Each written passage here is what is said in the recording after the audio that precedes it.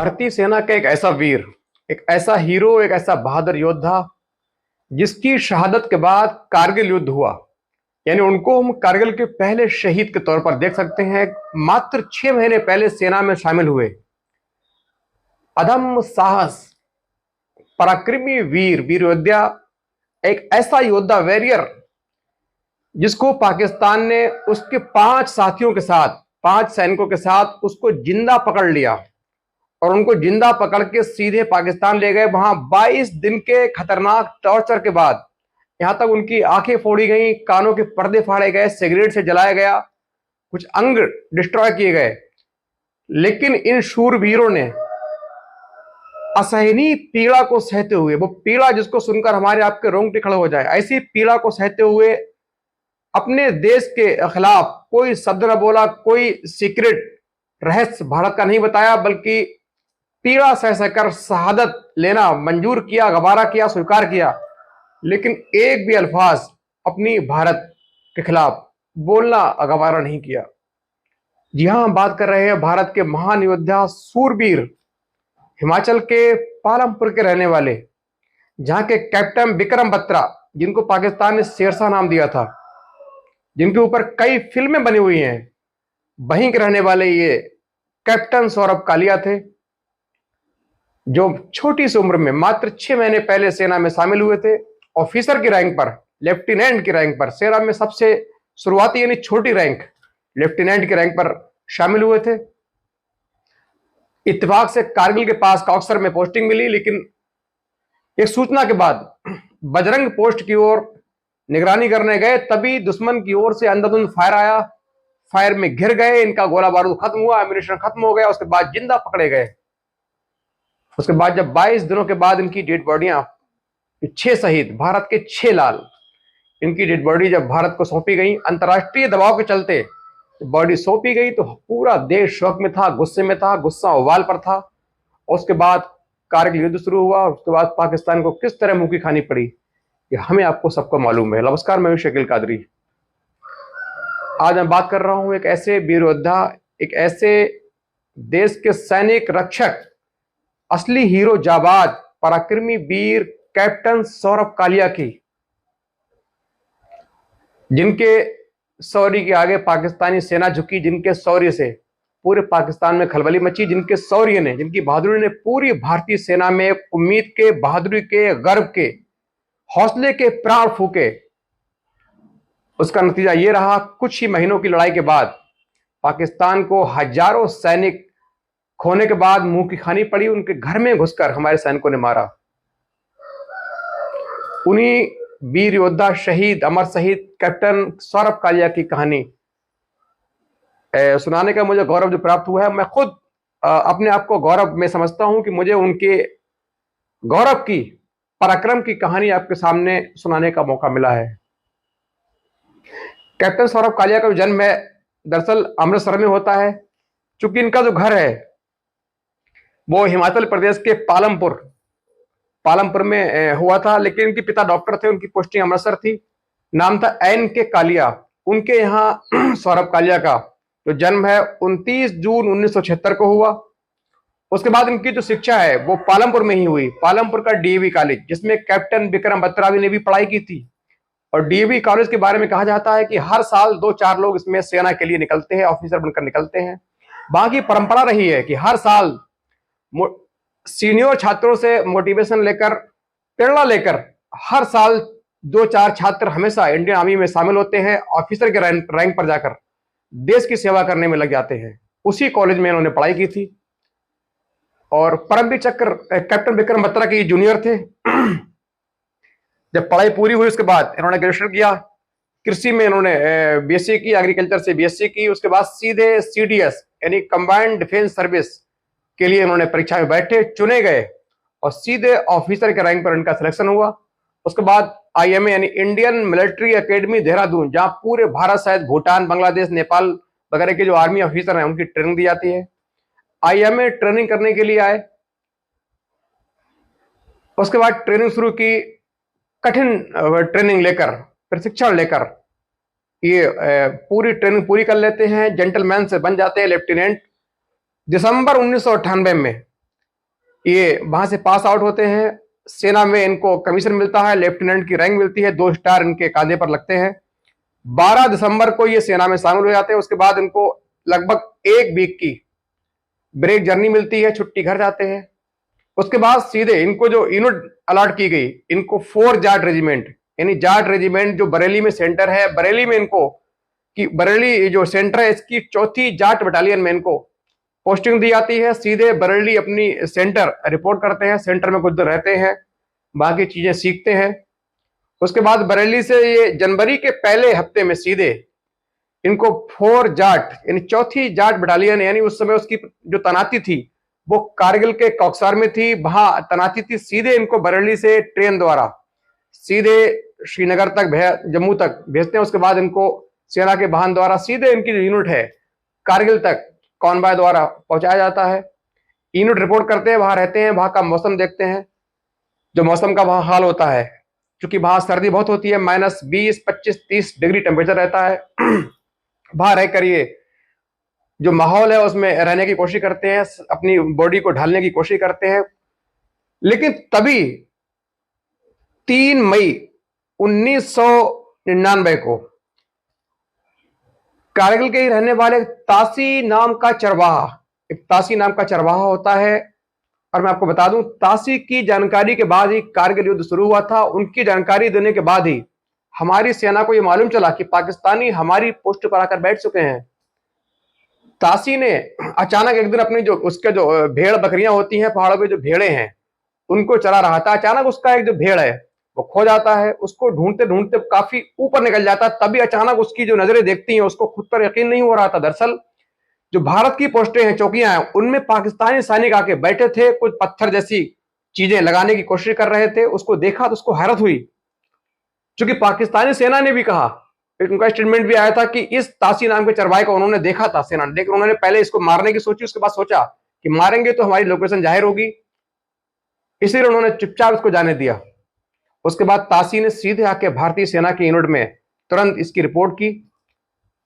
फिर उसके बाद ये तय किया गया कि वाकई तासी की जो बातों में सच्चाई है या नहीं, इस जानने के लिए यह तय किया गया कि 4 जाट बटालियन की एक टुकड़ी को, पेट्रोल टुकड़ी को ऊपर जो बजरंग पोस्ट होती है, मैं आपको बता दूं कारगिल में जो द्रास में बटालियन में जो पोस्टें थी टाइगर हिल वगैरह पे, ये जो पोस्टें थी ये शिमला समझौता के अंतर्गत, जो शिमला समझौता हुआ था उसमें यह तय किया गया कि भारत और पाकिस्तान की सेनाएं अपनी अपनी चौकियों से नीचे उतरकर अपने अपने सेना में नीचे सुरक्षित जगह पहुंच जाएंगी, ताकि सर्दी में सेना को बहुत भारी दिक्कतों का सामना न करना पड़े। दोनों सेनाएं आमने सामने से अपनी बंकर चौकियां छोड़कर नीचे पहुंच जाएंगी और सर्दी खत्म होने के बाद तुरंत फिर से पहले की तरह अपनी अपनी चौकियों में बैठ जाएंगी। ये बरसों से चला आ रहा था, लेकिन इस बार पाकिस्तान ने धोखे से, जब हमारी सेना समझौते के अंतर्गत नीचे आती है तो पाकिस्तानी सेना चुपचाप आकर, हमारे बंकर खाली पड़े तो उनमें आकर बड़े बड़े हथियारों, machine gun, HMB, heavy machine gun, light machine gun, mortar, सबके सहारे बैठ जाती है और अगले आने वाले वक्त का इंतजार करती है। लेकिन इत्तेफाक से तासी नाम के चरवाहे ने ये देखा, उसने सेना को सूचना दी। सेना ने फौरन नई नई पोस्टिंग आए कैप्टन सौरभ कालिया को 5 जवानों के साथ पेट्रोल लेकर, उपयुक्त गोला बारूद लेकर भेजा। उनसे कहा आप जाइए, चेक करिए क्या इस चरवाहे की बात में सच्चाई है। उसके बाद ये तमाम जो सैनिक होते हैं, 5 सैनिक, एक कैप्टन सौरभ कालिया, अपनी टीम को लेकर सीधे खाने पीने का ड्राई सामान लेकर, अंदाज के मुताबिक गोला बारूद लेकर सीधे उस बजरंग पोस्ट की ओर निकलते हैं। पूरे दिन चढ़ाई करने के बाद ये शाम तक ऊपर पहुंचे हैं। जैसे ही ऊपर पहुंचने के पास इन्होंने देखा कि हमारी जो चौकियां हैं, दरअसल उनमें पाकिस्तानी सैनिक बैठे हुए हैं। सामने से गन की जो बैरल है, यानी नाल है, वो दिखाई दे रही है। सीधे उन्होंने चुपचाप भाग मोर्चा संभाला, लेकिन तब तक पाकिस्तानी सैनिकों ने इनको देख लिया था। उन्होंने इनके ऊपर अंधाधुंध फायरिंग शुरू कर दी। जवाब में हमारे 5 सैनिक और 6ठे कैप्टन सौरभ कालिया जो ऑफिसर थे, इन्होंने अपने बचाव में सीधे जवाबी फायरिंग की। कई पाकिस्तानी सैनिक मारे गए, लेकिन लड़ाई लंबी चलने के कारण कई घंटे ये मुठभेड़ चलती है। उसी दौरान चूंकि पेट्रोल पार्टी के पास इतना हथियार नहीं होता है कि कई लगातार दिन तक लड़ती रहे, धीरे धीरे इनका गोला बारूद जो है खत्म हो जाता है।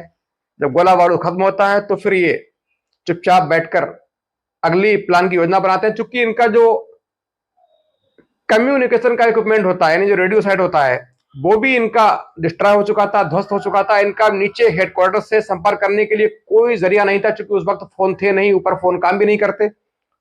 लेकिन उस वक्त फोन भी नहीं थे, सिर्फ रेडियो सेट का सहारा था, वो भी काम करना छोड़ चुका था। लिहाजा ये पूरी तरह से फंस चुके थे, चुपचाप बैठे थे। तभी दुश्मन की पाकिस्तानी सेना ने चुपके से 3 ओर से सेना की टुकड़ी भेजकर, वो समझ चुके थे कि इनके पास गोला बारूद खत्म हो चुका है, चुपके आके खामोशी से गन के सारे गन पॉइंट पर उनको कैप्चर कर लिया। चूंकि इनके पास हथियार तो थे, लेकिन गोला बारूद अम्यूनिशन नहीं था, तो मजबूर होकर इनको खड़े होना पड़ा। अपना मुंह सब कुछ देखकर, सब जो परेशानी है, जो आने वाली दिक्कत है, उसको सहना पड़ा। धीरे धीरे पाकिस्तानी सैनिक हैं इन छेव के नजदीक आए, इनको गन पॉइंट पर अरेस्ट करके सीधे अपनी सीमा में ले गए। उसके बाद अपनी जो बटालियन है वहां इनको रखा गया। अब तक हमारी सेना को इसके बारे में कोई जानकारी नहीं थी कि हमारी टीम कहां है। चूंकि इनसे संपर्क करने की कोशिश की गई, इनसे कोई संपर्क नहीं हो रहा था। लिहाजा दूसरी टीम भेजने के लिए, ये जानने के लिए कि ये टीम कहां है, सौरभ कालिया साहब कहां है, दूसरी टीम की तैयारी हो रही थी। उधर ही जब तक पाकिस्तानी हद में पहुंच चुके थे, फिर इन पर शुरू हुआ है कि टॉर्चर का दौर। एक जो चीजें हैं, एक बहुत ज्यादा टॉर्चर, जुल्म का दौर इनके ऊपर शुरू किया गया। तभी पाकिस्तानी रेडियो से संदेश पारित हुआ कि हमारी सेना ने, उन्होंने झूठा संदेश पारित किया कि हमारी सेना ने पाकिस्तानी सेना में घुसने के बाद इंडियन आर्मी के जवान, 5 जवान, एक कैप्टन सौरभ कालिया को अरेस्ट किया है। ये खबर जैसे ही भारत में पहुंची, पूरी सेना में खलबली मची। फौरन सेना की बाकी टीमें पीछे से भेजी गई, लेकिन पाकिस्तान जब तक उन सभी सैनिकों को अपने कैप्चर में, अंडर में ले चुका था, उनके साथ जुल्म किया गया, बर्बरता की गई। उनसे कहा गया अपने सीक्रेट अड्डे बताइए, अपने हथियारों के जखीरे बताइए कहां रखे हैं, मैप दीजिए। लेकिन इन वीर सपूतों ने, एक इनके शब्द मुंह से उफ तक ना निकली। इन पर लगातार जुल्मों का दौर चल रहा था, इन पर गर्म राड से इनको दागा जा रहा था, यहां तक इनके कान के पर्दे फाड़े गए, इनकी आंखें फोड़ी गई, इनके अंग डिस्ट्रॉय किए गए, इनके नाखून निकाले गए, सिगरेट से दागा गया।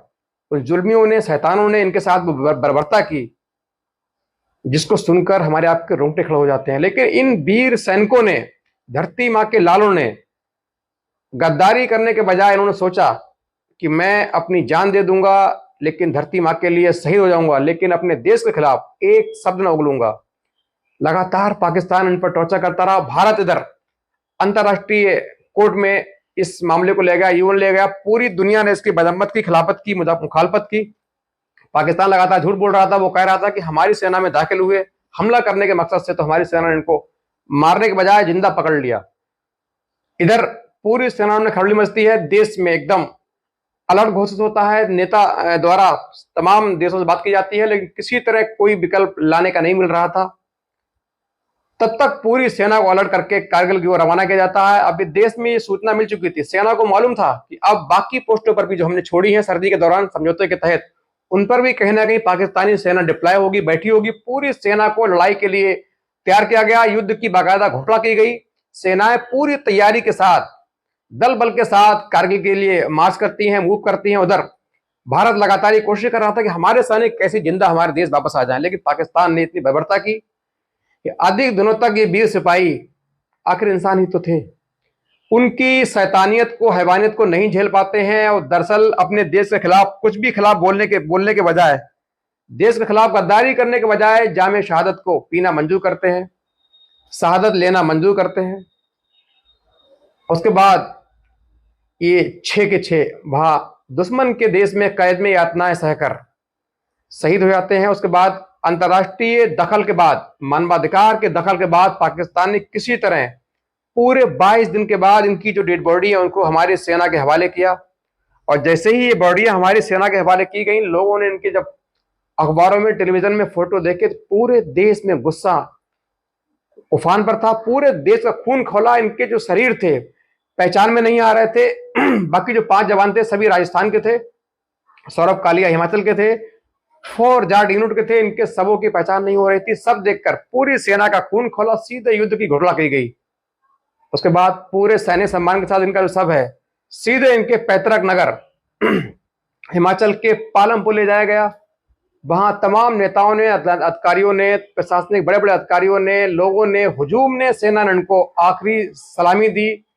श्रद्धांजलि दी, वहीं इनका पूरे सेना के ड्रिल के साथ, यानी सेना की जो सलामी होती है, फायरिंग होती है, उसके साथ इनको सैनिक सम्मान देकर इनका अंतिम संस्कार किया गया। उसके बाद इनके जो पिता हैं एन के कालिया, वो लगातार इस ऑफिस से उस ऑफिस चक्कर लगाते रहे, पाकिस्तान को उसके किए की सजा दिलवाने के लिए पूरे भारत में हर ऑफिस घूमते रहे। लेकिन लास्ट में हताश होकर उन्होंने कहा कि मैं इस ऑफिस से उस ऑफिस के चक्कर लगा लगाकर मेरी चप्पलें जूते घिस चुके हैं, मेरा धैर्य जवाब दे चुका है, मैं हार चुका हूं।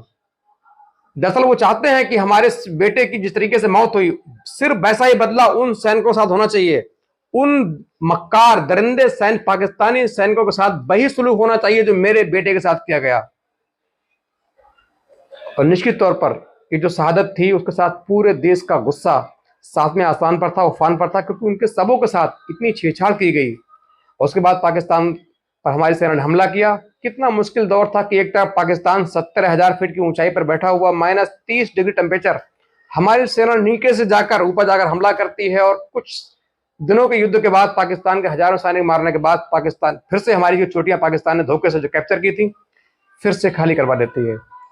और दोस्तों, ऐसी कहानी सुनाने का मतलब ये है कि हमारे देश की सेना है जो, जिनके ऊपर हम लोग जीते हैं, शान से घूमते हैं, सोते हैं चैन से, वो रात को वहां जागते हैं तो यहाँ चैन से हम सोते हैं। उनकी जो याददाश्त हैं, जो वीर गाथाएं हैं, हमारे आपके सीने में हमेशा जिंदा रहें, यही हमारी आशा है, यही हमारी कामना है। और वीडियो अच्छा